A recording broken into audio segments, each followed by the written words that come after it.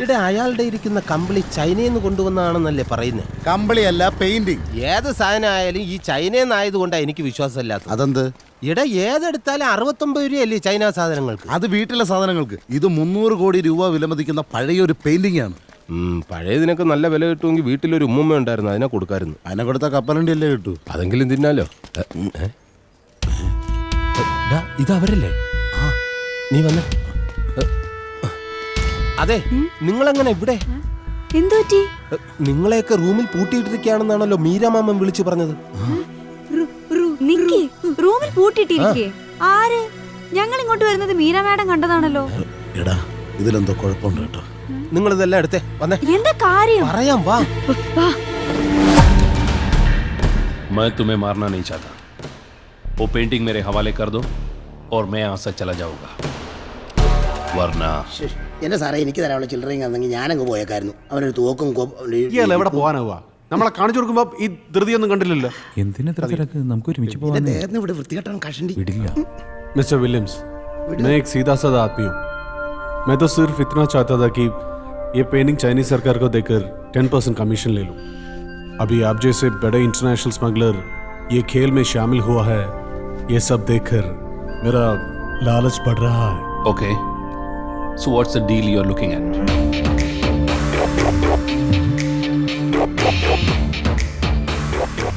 The deal is, instead of the Chinese government, I hand over the painting to you.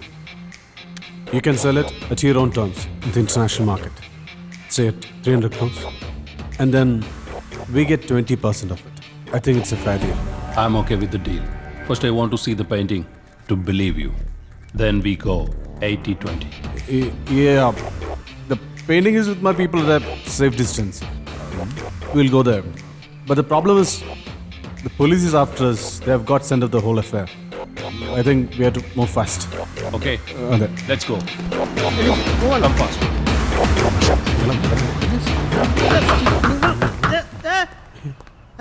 Usman, देखो. എന്നെ കൊണ്ട് ഞാൻ തോറ്റല്ലോ. അവിടെ ഇവിടെയും കയറി പിടിച്ചില്ല.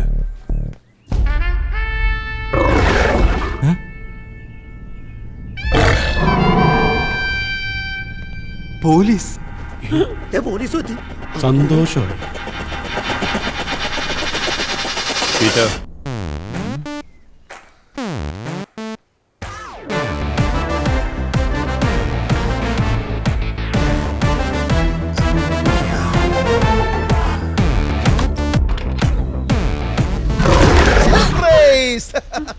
മീര ശരിക്കും ഞെട്ടി.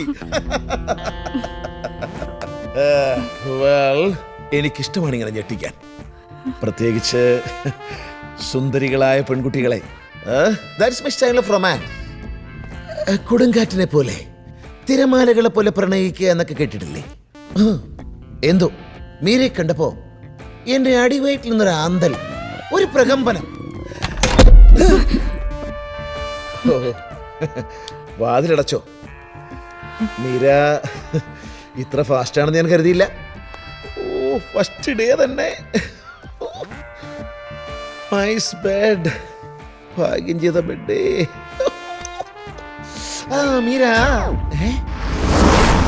ആരാത്? ആരാ ഇയാള്? ആരാടാ നീ? ചോദിച്ചു കേട്ടില്ലേ ആരാണെന്ന്? ആഹാ, നിന്നെ ഇന്ന് ഞാൻ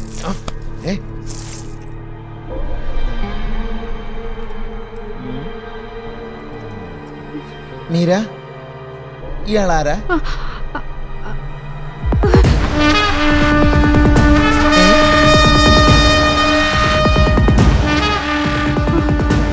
എന്തടേ, ചെവി കേൾക്കൂലേ? ഒട്ടന. അയ്യോ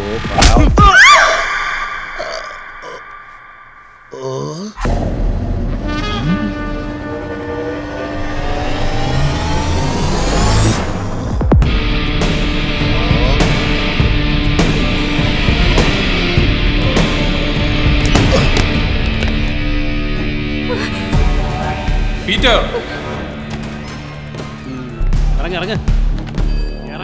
എന്നെ കെട്ടിപ്പിടിച്ചു. ഓഹോ, മുട്ട മറ്റേന്റെ ആളെ. അയ്യോ, അല്ല, പറയാം.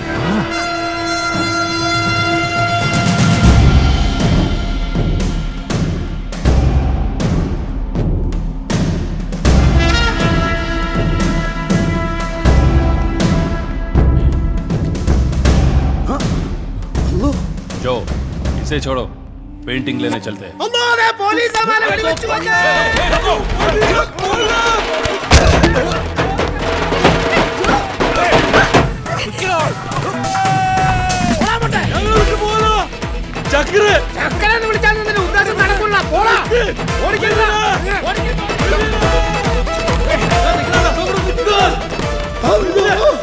പണ്ടല്ലേ നാട്ടിനൊരുത്തിന് ഇങ്ങനെ ഓടിച്ചതാ ഈ ഉദ്ദേശം വെച്ചോണ്ട് അവന് വരെ നടന്നിട്ടില്ല. പിന്നെ നിങ്ങൾ ഞാനോ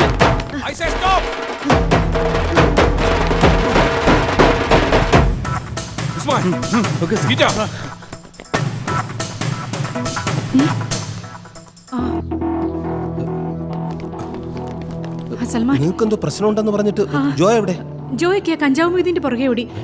നീ വന്നേ. പിന്നെ സിയെ മാഡം എന്താ പ്രശ്നം? പ്രശ്നമുണ്ട്, വാ പറയാം, വാ.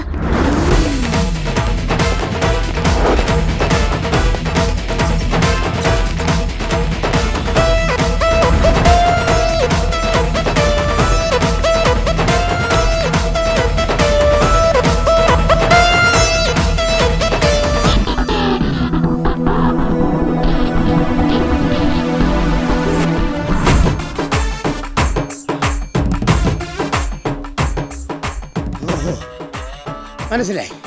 എടാ മൊട്ടെ, 30 കൊല്ലമായി ഈ മൊയ്തീൻ ബെഞ്ചാപ്പുര വന്നിട്ട്. കഞ്ചാവ് വിറ്റേ മൊയ്തീൻ ജീവിച്ചിട്ടുള്ളൂ, മാനം വിറ്റ് മൊയ്തീൻ ജീവിച്ചിട്ടില്ല. ഇനിയോട്ട് ജീവിക്കാൻ പോണൂല്ല.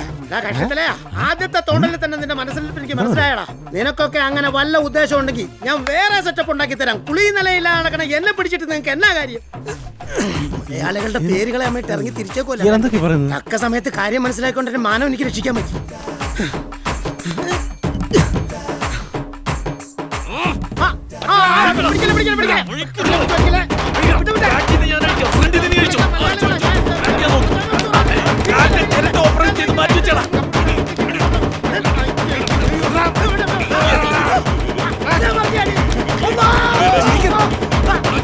നിങ്ങളുടെ ഉദ്ദേശം നടക്കൂല.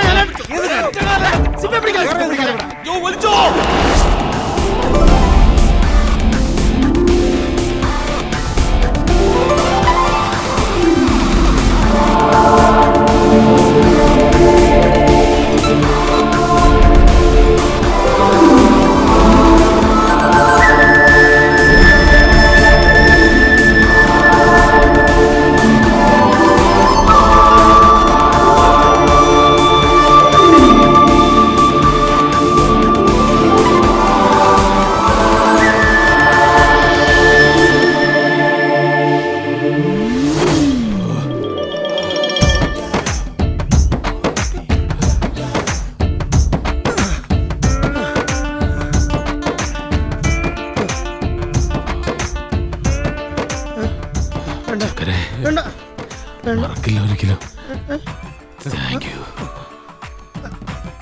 ഞങ്ങൾ വരും ഒരു സമ്മാനമായിട്ട്. മൊയ്തീൻ,